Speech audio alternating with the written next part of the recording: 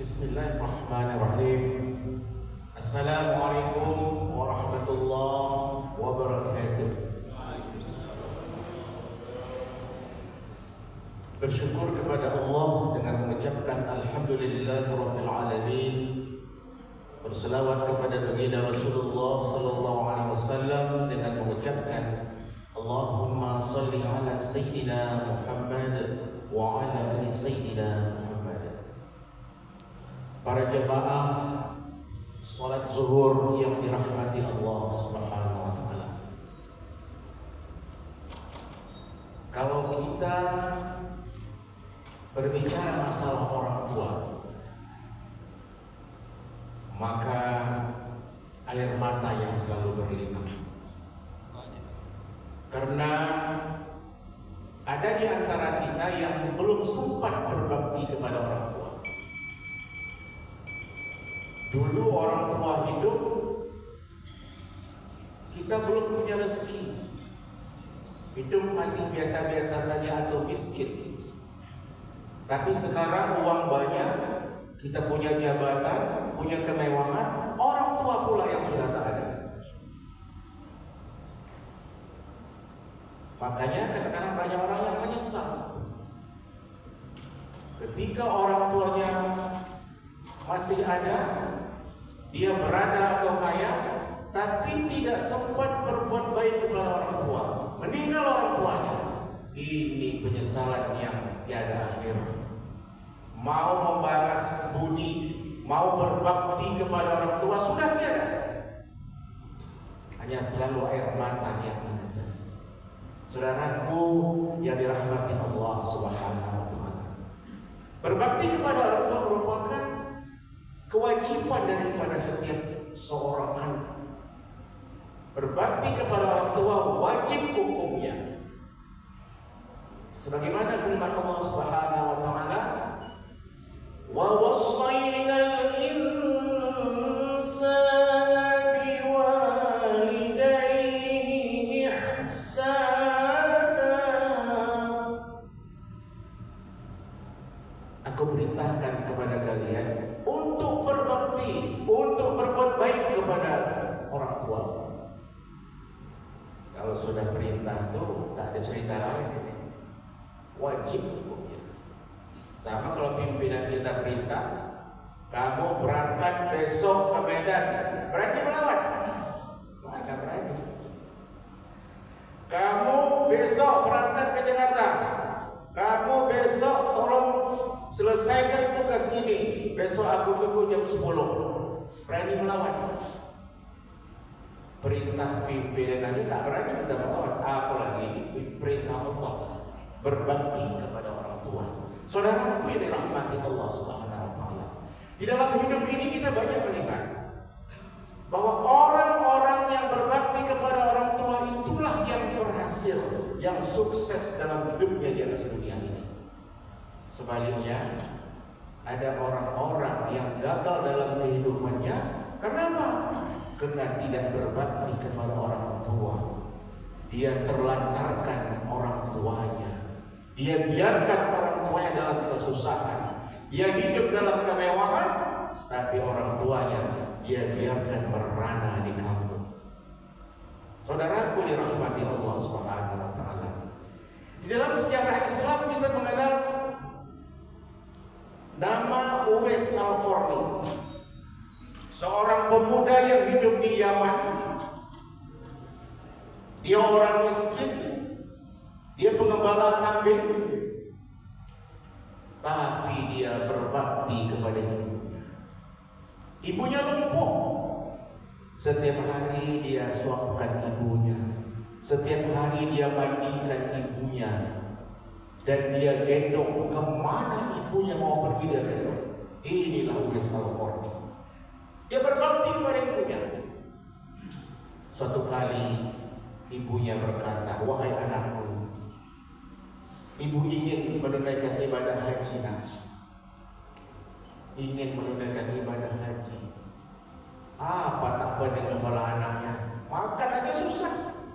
Waktu itu kalau pelaksanaan ibadah haji pakai kuda, pakai unta. Belum ada kendaraan, belum ada pesawat. belum ada kapal. Unta atau kuda. Jangankan beli unta, jangankan beli kuda, untuk makan pun susah. Karena Uwais Al-Qarni adalah pengembala kambing, mengambil upah pengembala kambing orang.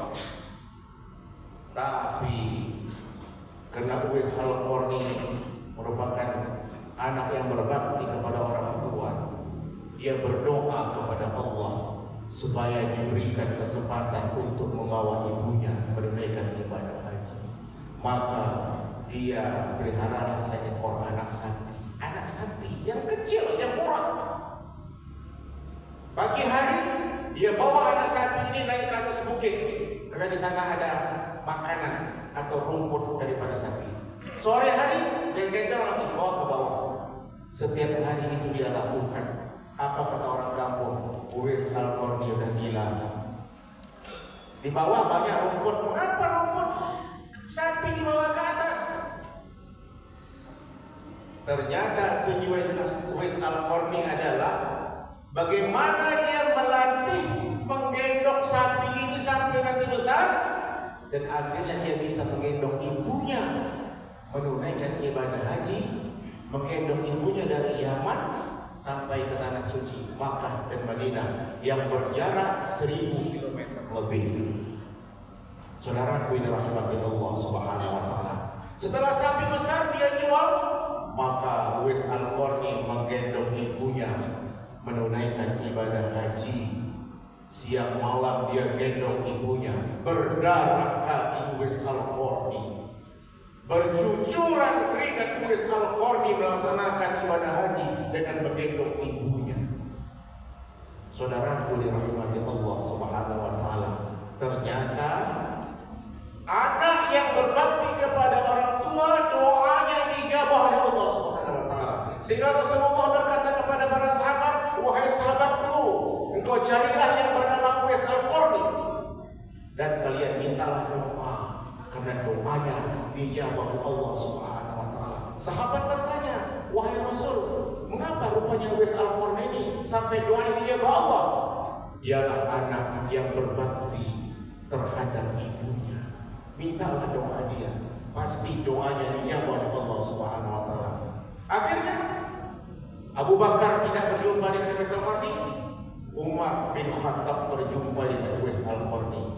Dia bertanya kepada kafilah Yaman, para saudagar, adakah yang bernama Uwais Al-Qarni di antara kalian yang berasal dari Yaman? Suatu kali ada. Mana orangnya? Itu orangnya sedang mengikat unta. Benarkah engkau yang bernama Uwais Al-Qarni? Kata Umar bin Khattab, benar wahai Tuan. Wahai Uwais Al-Qarni, aku adalah Umar bin Khattab. Aku adalah sahabat Rasulullah. Tolong doakan aku wahai Uwais, supaya diampuni dosa-dosa aku dan diterima semua pahalaku dan bisa bersama Rasulullah di dalam surga. Apa kata Uwais Al-Qarni? Tak mungkin Tuan, aku mendoakan Tuan. Aku ini siapa? Aku ini orang miskin, aku ini rakyat jelata. Engkau khalifah, engkau sahabat Nabi, engkau yang dijamin sudah masuk dalam surga. Tak mungkin aku mendoakan engkau wahai khalifah. Apa kata Umar bin Khattab? Wahai Uwais, ini adalah pesan Rasulullah SAW. Dia mendengar itu pesan Rasul, langsung Uwais Al-Qarni mendoakan Umar bin Khattab. Karena Uwais adalah orang yang sangat patuh, sangat taat kepada Rasulullah SAW. Sehingga ketika Rasulullah patah giginya berperang, Uwais tahu. Akhirnya Uwais mengambil batu dan mematahkan giginya juga, karena dia merasakan bagaimana penderitaan patahnya gigi Rasulullah. Begitulah cinta Uwais terhadap Rasulullah SAW. Saudara-saudara yang dirahmati Allah Subhanahu wa taala. Lalu Uwais Al-Qarni yang sudah berbakti seperti itu, dia gendong ibunya sampai melaksanakan ibadah haji. Dia suapkan ibunya, dia masakkan makanan ibunya, dia cucikan pakaian ibunya, dia mandikan ibunya. Sudahkah Uwais Uwais Al-Qarni berbakti kepada ibunya? Belum, kata Rasulullah sallallahu alaihi wasallam. Belum sebanding dengan setetes darah ketika ibunya melahirkan Uwais. Belum sebanding dengan setetes peluh atau keringat ibunya ketika melahirkannya. Belum setetes dengan sekali jeritan ibunya ketika melahirkannya. Belum sebanding dengan setetes air susu ibunya yang diberikan kepada Uwais Al-Qarni, dan belum sebanding dengan kasih sayang yang dicurahkan sepenuhnya kepada anaknya Uwais Al-Qarni. Itu Uwais Al-Qarni seperti itu. Lalu bagaimana kita? Sudahkah kita seperti Uwais Al-Qarni? Kalau belum, berarti belum apa-apa kita dibandingkan Uwais Al-Qarni. Saudaraku yang dirahmati Allah Subhanahu wa ta'ala, kadang-kadang kita diri dengan orang Cina. Orang Cina dalam filsafat hidupnya, bagaimana dia menuhankan orang tuanya. Orang tuanya dijadikan Tuhan. Selain Tuhan Allah, dia bilang Tuhan di atas dunia ini adalah orang tua. Itu orang Cina. Suatu kali saya ketemu dengan orang Cina, orang kaya, konglomerat di mall di Jakarta. Dia dorong ibunya dengan kursi roda. Kemudian 2 orang dengan troli, belanjaan itu 2 troli. Saya tanya, "Toke, ini siapa?" "Ini gua punya ibu lah, gua punya mama lah." "Pak, oh, selalu seperti ini, selalu. Setiap mama ingin bawa saya makan, saya tinggalkan semua kerjaan. Dia mau beli apa saja saya beli. Semua kerja saya tinggal kalau mama sudah minta." Oh, lalu apa manfaat yang Toke dapat berbuat seperti ini? Hanya Tuhan Allah baik pada kita lah kalau kita buat baik dengan orang tua. Hoki banyak datang kalau kita baik dengan orang tua, Pak. Tapi kalau kita jahat dengan orang tua, Tuhan Allah marah. Rezeki jauh lah, Pak. Maju kita orang Cina kan. Mereka ini luar biasa penting orang tua. Saya menyaksikan sendiri orang Cina yang berkata seperti itu. Rezeki akan datang. Makanya orang yang memperlakukan orang tuanya bagaikan raja, maka rezekinya akan sama dengan rezeki raja. Itu sudah rumus bapak-bapak, ibu-ibu, saudara-saudara sekalian. Hadirin yang dirahmati Allah Subhanahu wa ta'ala. Kadang-kadang kita laki-laki ini bingung mau membagi uang untuk orang tua dan istri dan anak. Selalu bingung seperti itu kan? Uang terbatas ini. Mau kasih orang tua, istri atau anak? Kalau kasih orang tua, istri ngamuk-ngamuk di rumah. Kalau istri dikasih istri anak, orang tua pula marah-marah dengan kita. Ini yang selalu buat kita bingung antara orang tua dengan keluarga. Ini selalu problem dalam kehidupan kita. Makanya suatu kali seorang sahabat datang kepada Rasulullah. "Wahai Rasul, aku ada masalah, wahai Rasul. Ayahku selalu minta uang. Ayahku selalu minyak uang dengan aku. Sementara uang aku terbatas, wahai Rasul. Aku juga punya istri, aku punya anak. Bagaimana pendapatmu, wahai Rasul?" Kata Rasul, "Silakan kau pulang dulu." Besok harinya dipanggillah ayah daripada yang sahabat tadi. Ditanya oleh sahabat, "Wahai bapak, apa benar engkau selalu minta uang kepada anakmu? Apa selalu engkau meminjam uang dengan anakmu?" Apa kata bapak ini? "Benar wahai Rasul. Dari kecil aku membesarkan anakku. Aku bekerja keras untuk menghidupkan dia. Aku bekerja keras untuk dia menjadi orang yang berguna, sehingga dia menjadi orang yang besar. Sekarang aku sudah tua renta. Aku tak dapat bisa bekerja lagi, wahai Rasul. Kepada siapa aku minta uang lagi, Rasul? Kalau bukan kepada anakku." Sambil menangis orang tua ini, "Wahai bapak, baiklah silakan kau pulang bapak. Besok hari dipanggil anak ini, wahai saudaraku, kata Rasulullah Sallallahu Alaihi Wasallam, anta wa maluka li abika, sesungguhnya dirimu dan hartamu adalah milik ayahmu. Artinya apa? Bantu orang tua dulu, karena dia yang melahirkan kita, dia membesarkan kita, dia mendidik kita. Wajib hukumnya kita untuk memperhatikan, membantu orang tua kita. Kadang-kadang ada sampai orang tua menelpon anaknya, nak, boleh ayah pinjam duit nak? Sampai meminjam duit kadang-kadang orang tua dengan anak. Ini anak bagaimana seperti ini? Semestinya tidak perlu meminjam uang orang tua dengan kita. Kita yang bertanya kepada orang tua, masih ada uang ya? Masih ada uang mak? Kirim. Kalau tak ada uang, beritahu dia baik-baik. Telepon dia baik-baik. Jangan sampai orang tua meminjam uang kepada kita. Neraka jahanam kepada orang anak-anak seperti ini. Dia sudah membesarkan kita. Ibu kita, ya Allah, nyawa taruhannya melahirkan anak itu. Berhasil kita, sukses kita, kaya kita, tapi lupa dengan orang tua. Kira-kira neraka jahanam mana tempat anak yang seperti ini? Saya yakin di masjid ini semua adalah anak-anak yang berbakti kepada orang tua. Ini cerita masjid lain ini, masjid yang di Irian Jaya sana jauh, bukan masjid sini. Kalau sini saya yakin ini orang-orang yang soleh, orang yang berbakti kepada orang tuanya. Amin ya rabbal alamin. Saudaraku yang rahmati Allah Subhanahu wa taala, orang tua kita yang masih hidup, kalau ada, tolong berbaktilah selagi mereka masih hidup. Saya orang tua kedua tak ada. Saya iri melihat orang-orang kalau dia berbakti kepada orang tua.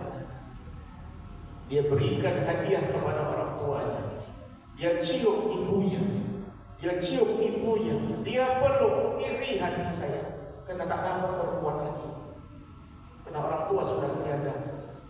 Makanya bagi orang tua yang masih ada, itu adalah merupakan jalan tol menuju surga bagi tuan-tuan sekalian. Berbakti, selalu berkomunikasi dengan mereka. Berikan sesuatu yang dia inginkan, gembirakan mereka. Jangan sampai membuat hati mereka sedih. Jangan sampai membuat hati mereka itu sakit. Ingat saudara-saudaraku sekalian, Rasulullah bersabda, ridho Allah fi wa ridho walidain. Ridho Allah tergantung ridho orang tua kita.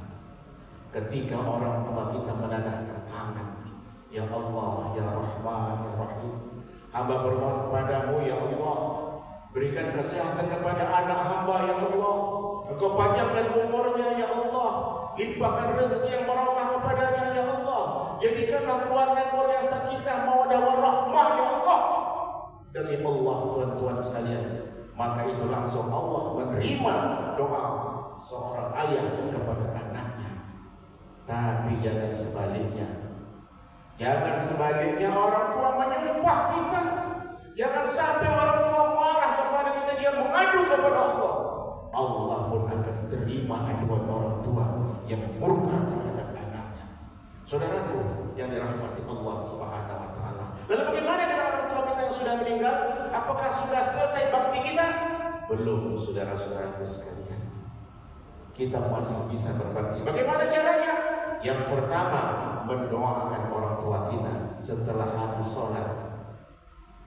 Allahumma firli dhunubi wali walidayya warhamhuma kama rabbayani shaghira. Langsung diterima Allah doa itu. Terus sedekah. Ada uang, ya Allah aku sedekah 10.000 ya Allah, pahalanya untuk emak aku, untuk ayah aku ya Allah. Langsung sampai pahala itu diterima oleh orang tua kita dalam kubur. Terus apa yang kita lakukan? Baca Al-Quran. Summa khususan ila arwahi ayahku yang tercinta Abdul Hamid. Al-Fatihah. Mengaji Bismillahirrahmanirrahim. Ya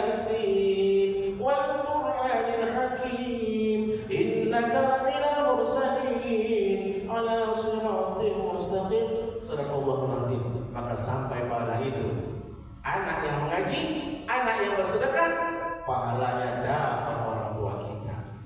Menurut riwayat saudara-saudaraku sekalian, suatu ketika mayat sedang disiksa oleh malaikat. Disiksa, tahu-tahu malaikat berhenti menyiksa. Mengapa kau berhenti menyiksaku? Apa kata malaikat? Ada cahaya yang datang. Cahaya apa itu? Cahaya doa anakmu, cahaya sedekah anakmu, cahaya bacaan Al-Quran anakmu. Ternyata sampai dan malaikat menghentikan siksa itu, saudaraku sekalian. Orang tua kita dalam kubur selalu menanti doa, sedekah dan baca Al-Quran kita. Kalau kita masih sayang dengan mereka, jangan pernah berhenti. Udah gajian besok, sisihkan uang gajian itu, sedekahkan. Boleh ke panti asuhan, boleh ke fakir miskin, boleh kepada saudara-saudara yang miskin, dan boleh juga kepada teman-temannya yang masih hidup. Makanya yang kedua adalah bersilaturahim dengan sahabat-sahabat orang tua kita yang masih hidup.